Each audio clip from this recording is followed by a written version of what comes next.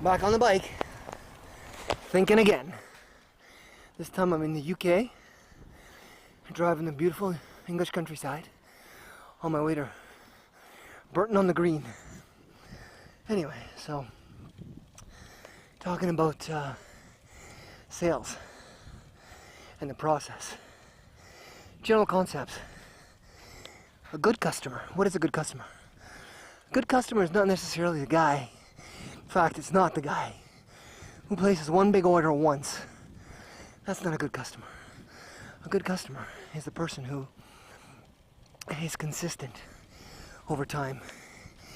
It's the customer who relies on you and trusts you, and you are the go-to person for that customer. When I had my retail store, I had customers that come in and buy a bike once for $1,000 and then never seen them again.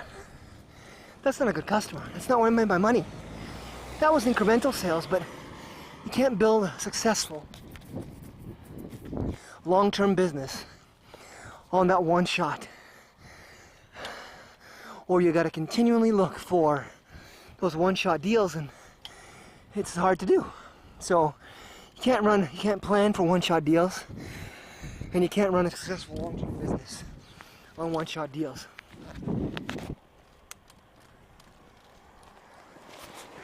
What you need is regular customers.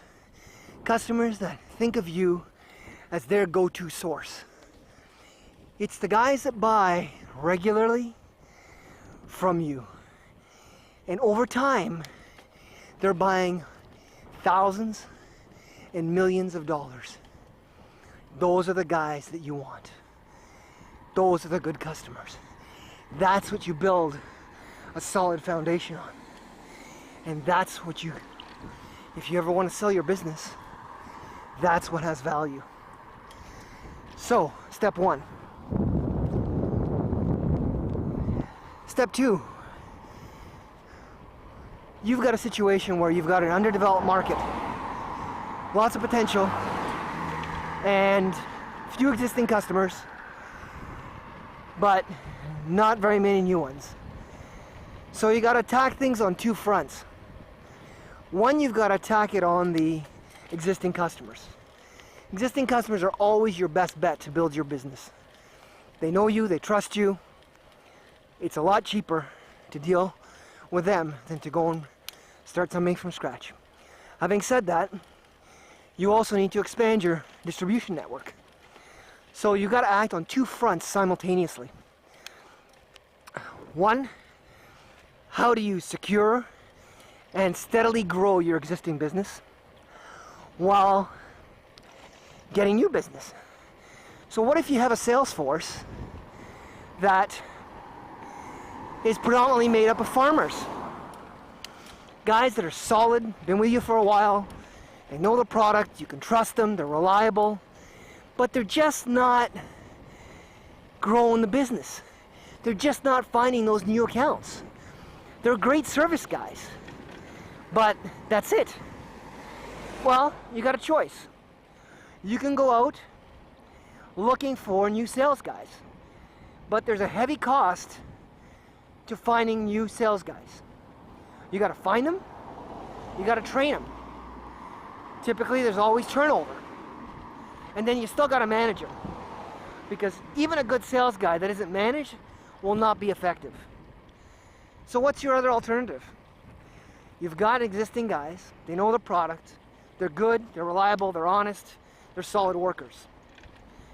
The first question you need to ask yourself is, do you have a sales system in place? And is that sales system set up to reach the goals that you have? And those goals are changing, so you have to alter that sales system periodically. So let's say you are now looking at, let's address the issue of building existing business. Chances are, my experience has been, that your sales guys don't know, that your sales guys do not know how to build that existing business. They're probably order takers. Well, First thing you need to do, you need to get them to do an account review. You need to do it with them. Your sales manager, director needs to do it with them. You need to understand what's happening in that business. We often do a comp shop for big accounts because we figure, it's worth it. So if you're dealing with Home Depot or Lowe's, you do an in-depth analysis on their business. Yet for a medium-sized business, we don't do it. We just go from year to year, rolling from one thing to the next. Well, first thing you need to do is do a comp shop. You need to understand what they're carrying at each price point. That's the first thing. Then you need to know what is the total business they're doing in that product category. Some guys will tell you, some guys won't. Some guys will lie. Typically, you can find out if the rep, when you're doing your comp shop, that's one of the purposes. You're looking at what number of SKUs they have on the floor. How many SKUs are yours? How many SKUs are your competitors?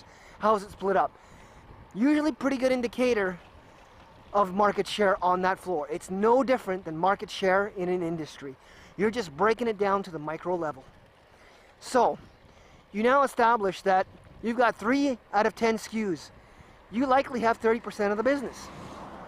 Have a look in the customer's warehouse. What's their inventory like? Customers can tell you what they want. Inventory doesn't lie. Whatever they have in stock is whatever they sell. So look at the inventory. Compare that to the SKUs on the floor. Look at your overall business with them, and you can quickly figure out what they're doing in the category in total sales and what you represent of that total sale. So now you've taught your sales guys how to determine what percentage of the business they have in their store. Next, you know what the store is doing overall. Now the question is, the million-dollar question, how do you get more of that business? So your rep has to then look and see, okay, what's the potential? What should I be doing in that store? My target is what? My target realistically should be, let's say, 50 grand. You need to then sit down with that account. You need to, first of all, go back to your product line. Where are your strengths? Where are your weaknesses? Then you need to understand, why are they carrying those products in those categories? Then you need to figure out a strategy on how you expand your business within those categories. That's how you grow existing business. You then sit down with the guy and you say, all right, you know what? You're a good dealer. You're the kind of guy we want to have. You're doing 15,000 with us, and our goal is to get you to 50. We want to get you to 50 in 5 years. Here's what I suggest. And ask the guy, what do I need to do to get to 50?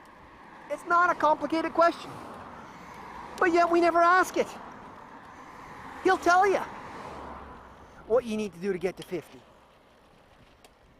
So there you go. Then you monitor it. The next thing you want to do is you give them the tools. They need to have access to information. In a seasonal business, the season's typically compressed. So some companies don't give any sales reports to their reps because they don't want them to know what their business is. I believe that's a mistake. Information is power. So your reps need to know what their sales are, 1. 2, if you're in a seasonal business, they don't need to know it monthly, they need to know their sales every 2 weeks. And then they look at it monthly. Then they can react. Because in a seasonal business, season's compressed. 2 weeks is like a month in a non-seasonal business. So you can imagine a business that peaks in 16 weeks, in a 16-week cycle. If you wait every month, you're looking in the rearview mirror. You can't react fast enough. Then they need to look at their inventory. What's the inventory level? Then they can adjust the inventory as required. Again, every 2 weeks. What's happening in the store? Right? Then you can react. Maybe we need to do a promotion. That's a resource. That's how you gain your dealer's trust. That's how you grow business. Next step, you want to grow new, you want to get new business.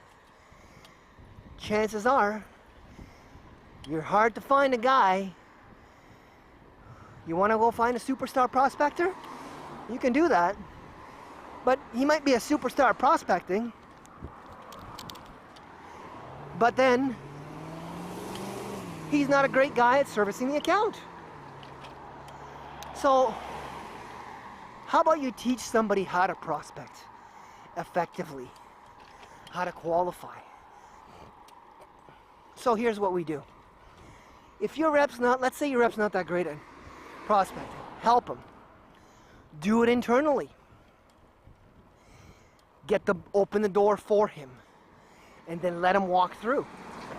So, create a list from your competitors, then clean a list, use your customer service team, then come up with a creative way to get their attention, then do a mailing.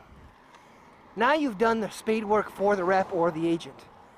Then have those guys come in and do what they're good at. Solid sales guys. Go in and sell. Be reliable. You don't want, in a sales guy, a one-hit wonder any more than you want a one-hit wonder in a customer. It's stability. Stability is what brings success long term. And that's what you want to work towards. So, prospecting. You build a list for them. You make the contact from the head office. You open a door. You involve the rep. You make the rep accountable. You track it. And you work with them. Accountability is key. And then that's how you work the prospect list. And keep in mind, in any industry, people talk. And if your existing customers are thrilled with their service, they're happy with the product, they're making money, it'll get around. Likewise, if they're dealing with a one-hit wonder, that'll get around as well. So that's what you do to manage a sales force. You set goals for these guys, and you work with them to help them achieve those goals. The goals have to be measurable, and they got to be realistic. End of discussion.